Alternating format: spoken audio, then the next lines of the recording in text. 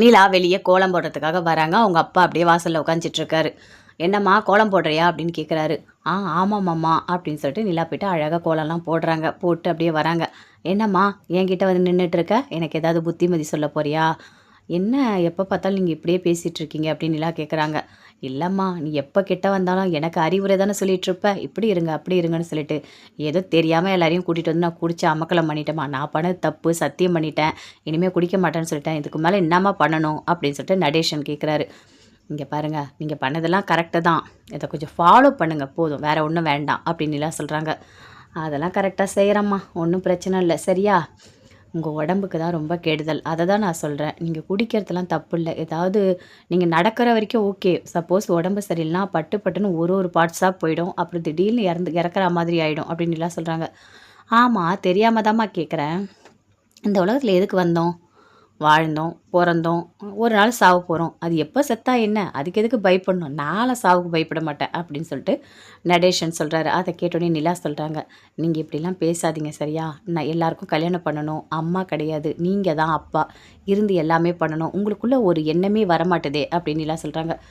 சரிம்மா சரிம்மா, காலையே ரொம்ப அறிவுரை கேட்க முடியல, நான் போயிட்டு வரேன் அப்படின்னு சொல்லிட்டு அங்கே அப்படி எழுந்து போகிறாரு. ஏன்னா இவர் இப்படி இருக்காரோ தெரியல அப்படின்னு நிலா அப்படியே உள்ளே வராங்க. என்னப்பா அவர்கிட்ட போய் என்னப்பா பேசிகிட்டு இருக்க, அவர் எதையுமே கண்டுக்க மாட்டாரே அப்படின்னு சொல்லிட்டு சேரன்னு சொல்கிறாரு. இல்லை, அவர்கிட்ட நான் நல்லது தான் சொன்னேன், ரொம்ப குடிக்க வேண்டாம், உடம்பு கெட்டு போய்டும்னு சொல்லிட்டு. அவர் அதெல்லாம் காதுலேயே வாங்க மாட்டார்ப்பா, அவர்லாம் திருந்தவே மாட்டார், அவர் எப்போவுமே அப்படி தான் அப்படின்னு சொல்லிட்டு சேரன் சொல்கிறாரு. சரி பரவாயில்ல, ஏதோ நீ சொல்கிறத சொன்னேன், அவர் கேட்டால் கேட்கட்டும், இல்லைனா விட்டுருப்பா அப்படின்னு பேசிகிட்ருக்காரு. வானதி எப்பவும் போல் இருக்காங்க. அங்கேருந்து வராரு. வந்த உடனே 2 பேருமே சேர்ந்து பேசிகிட்ருக்காங்க.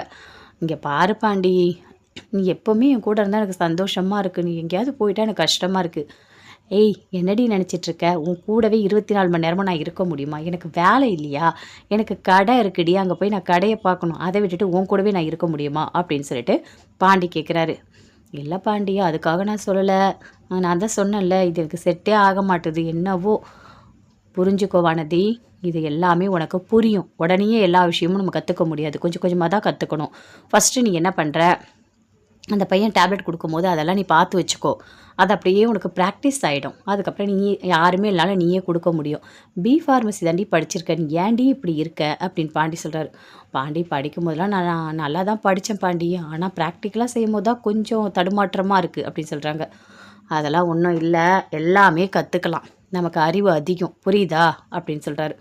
சரி சரி பாண்டி, நீ கிளம்பு, உனக்கு தான் வேலை இருக்கும்ல அப்படின்னு வானதி சொல்கிறாங்க. சரிடி, நான் போயிட்டு வரேன் அப்படின்னு சொல்லிட்டு அங்கேருந்து அப்படியே போகிறாரு.